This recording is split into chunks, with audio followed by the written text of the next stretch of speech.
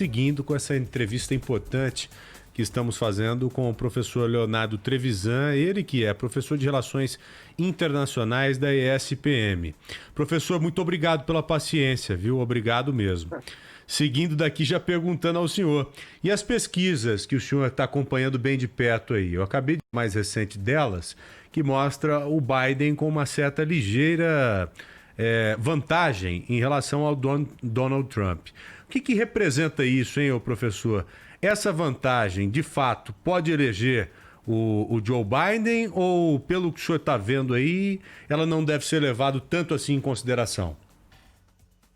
Olha, as pesquisas, elas retratam, elas apontam a fotografia desse instante em que ela está sendo feita, né? Ela não é um filme, ela não apresenta o todo da situação. O que é que nós temos no todo da situação? Nós temos praticamente 8 estados nos Estados Unidos, dos 50 estados americanos, que efetivamente decidirão essa eleição. Por que isso? Porque todos os outros estados, nós já sabemos em quem eles vão votar. Nós já sabemos quem os delegados vão ser indicados. São estados republicanos ou estados democratas. Já sabemos disso, ou vermelhos ou azuis nas cores dos Estados Unidos. O que não sabemos é de 8 estados. As pesquisas estão cuidando desses estados. Nesses 8 estados, praticamente 2 deles, e eu ousaria dizer que apenas um, decidirá a eleição. Esses 2 estados são a Pensilvânia e a Flórida. Quem são o número desses delegados? Veja que coisa interessante. Os Estados Unidos, um país com 330 milhões de pessoas, são 538 delegados. Desses 538 delegados, 29 deles estão na Flórida e 20 deles na Pensilvânia.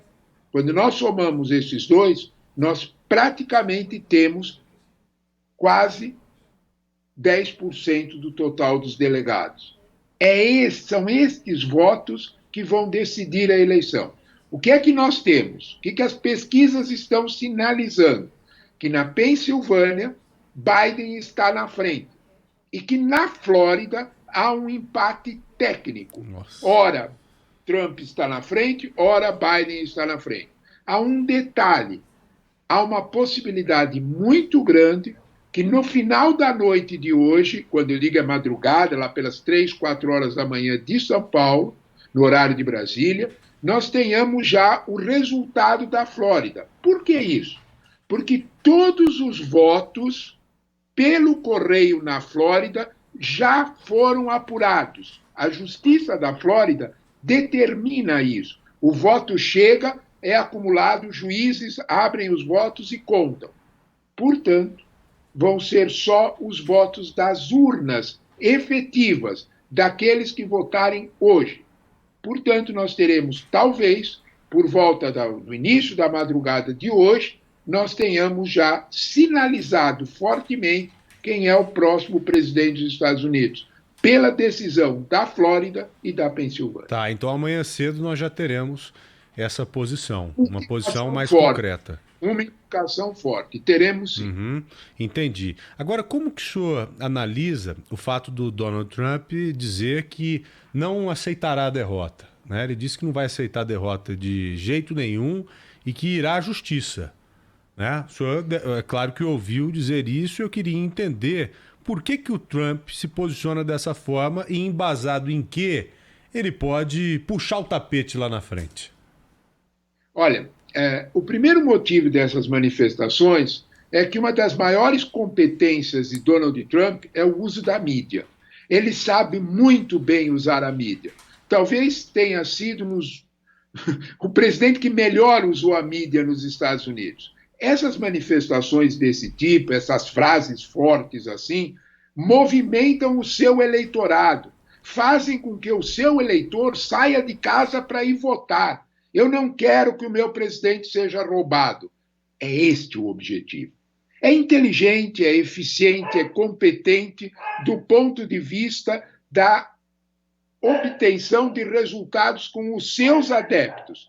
Que isto vá se transformar numa realidade efetiva, tenho dúvida. De alguma forma, não será muito fácil mesmo que Trump ganhe impulso para fazer esse tipo de recurso. Vamos aguardar, mas não parece que será isso. A tradição norte-americana é de profundo respeito à decisão das urnas. E isto vai acontecer mais uma vez. Claro, estamos falando do país mais democrático do mundo, com toda certeza. Então, por isso que eu recebi essa notícia lá atrás com uma certa estranheza. Então, o senhor bem explicou agora. É uma forma de provocar o eleitor.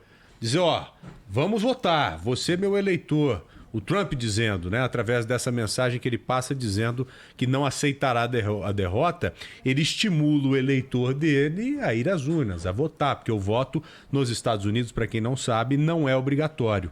Então, quando você estimula, você faz com que os seus eleitores acabem indo em massa, né? E isso tem acontecido.